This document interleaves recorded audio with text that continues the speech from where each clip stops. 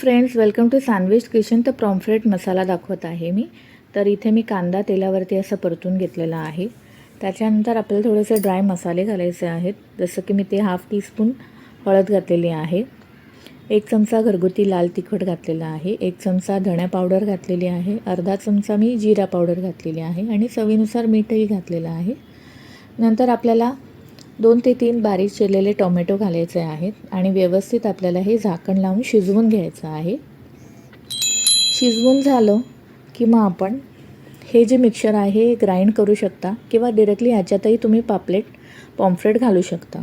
तर मी याची पेस्ट केलेली आहे आणि चुकून हा व्हिडिओ माझा रेकॉर्ड झालेला नाही आहे, त्यामुळे ही पेस्ट केलेली आहे आणि मग फिश आपण पॉम्फ्रेट याच्यात घातलेला आहे आणि छानपैकी हा झाकण लावून शिजवलेला आहे. खूप टेस्टी लागतो आणि वरती आपण गार्निश केले आहे कोथिंबीरीने. नक्की करून पहा. थँक्यू.